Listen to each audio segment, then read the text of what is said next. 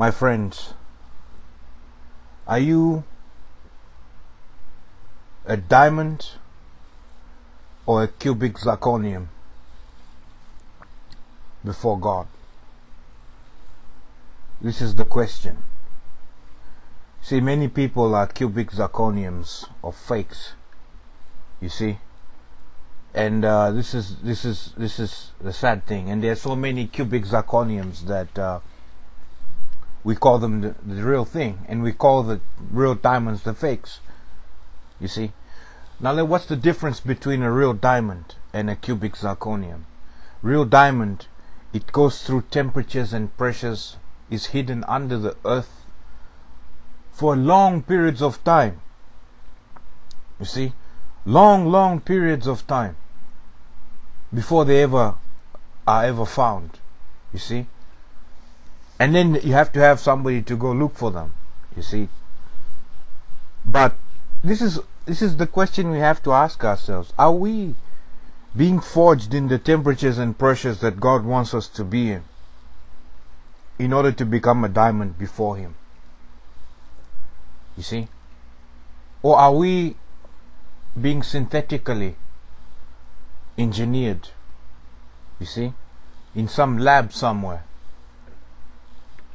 by people who don't care for us, you see, and tell us all the things we want to hear?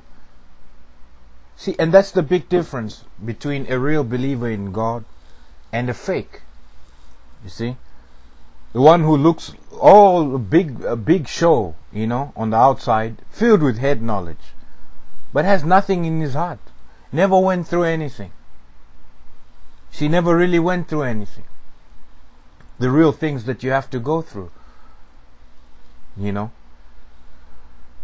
So this is a fundamental question today, where we call wisdom foolishness and foolishness wisdom, where we speak a lot and talk a lot because that's what society has made us become, is parrots and robotic things. You see that we are, if you look at this new movie coming out, Terminator Salvation, you know, we are those machines in our spirit. We're dead. You see? And the only true life is not human love, it's the Spirit of God. So the choices there are false choices.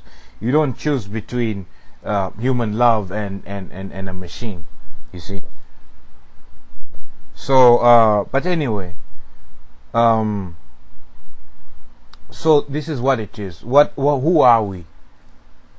You know, what are we? What are we trying? What are we becoming? Are we becoming this product of the system where we just buy a bunch of books and then we become something magically and never go through anything? Because that's what they sell to you. They sell to you the idea that you can become. This is a worldly, this is what they've done to the people of the world in America. You see? They sold ideas and books and made merchandise of them and told them they can become like Oprah, Donald Trump, Bill Gates, and all they have to do is buy the book, attend the seminars, buy the clothes, buy the shoes, and all the whole line, you see, and then keep buying, you know, and you will become this and that, you see. So all you do is just buy and talk, you see, and then it gives you the license to talk, and then everybody talks on the sideline. It's like a bunch of little kids who talk about, yeah, we're going to be in the deep end and how they're going to swim in the deep end and what they're going to do in the deep end when they've never put their armbands on and got into the shallow end yet. You see? So then the people that have been through something, they're looked down on, and what they say is trivialized. You know? There was one time I was telling one person about a life and death situation that I had, literally. When I was 11 years old, I had a knife on my neck. Thieves came through the ceiling. My physical mother, was given a dream that, you know, Satan was going to try and kill us, but Jesus would save us. You see, this was literally the dream. And so that same night that happened, of the morning of the dream, and 3 thieves came through the ceiling, you know, and so, you know, before they came in, we prayed, and God saved us from that situation. And anything, they stole everything in the house, but anything that had the name Jesus Christ on it, they left it. These people spent about 2 hours with us, or an hour and a half, somewhere there. And they took everything that ever had any meaning, you see.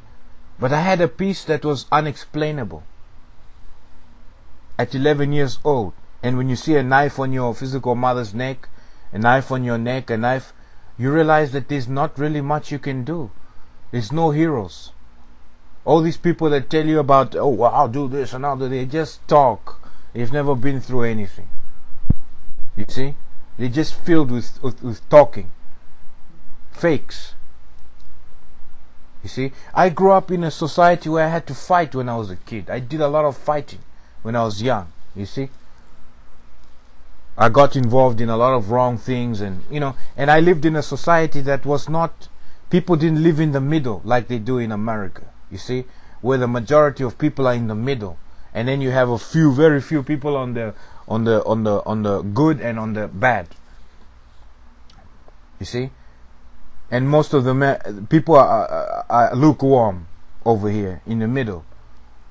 They're neither good, they accept some things from the good and some things from the bad, and then they become a state that is worthless. You see? So yeah, that's why I grew up fighting. Either you're a good person or you're a bad person, you see. So you had to fight. You didn't talk about fighting. People never talked much in the society I grew up with. You see? So if people didn't like problems, but if you had a problem with somebody, you would solve it. Back then. Now, I don't believe in violence, don't get me wrong. I don't do that. That's wrong. That was things that I did when I was young and foolish. But this is symbolic of many people who like to talk about, well, I'll do this and I'll do that, and they give you this big talk about what they can do and what they're gonna do and how they're gonna do it, and they can't do anything. They're talking a lot. Anyone that spends a lot of time talking it's not wise. You say even a fool when he holds his tongue is considered wise in the Bible. In James, they say, be quick to listen and slow to speak, slow to wrath. This is a sign of wisdom. Anything that you look at that has wisdom doesn't talk much, and it takes time before it talks. You see?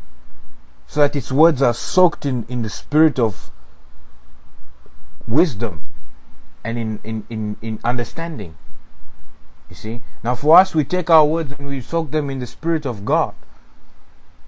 See, you look at the sun, the moon, these things have lasted a long time, but they don't talk the way human beings talk. You see? And we live in a society that has generated all talking, more and more talking. Well, according to scriptures it says this, and according to this and that it says that, and all you are is you talking. You never been through and you never put those things to test to see if you really believe in that. You say God is love, yeah. Have you ever been to love people in the ghetto? Do you have anyone who takes cocaine? That so that you can understand how God has helped you, in the life that you live, and that you never went through that person's life, and you wouldn't even be alive if you went through that person's life. And hearing the things they did, seeing what their parents did, and realizing that this is not really 100% their fault. It's the system. You see? But because we don't know, we sit down and we're busy talking. Out of this, a place that is worse than shallow. You see?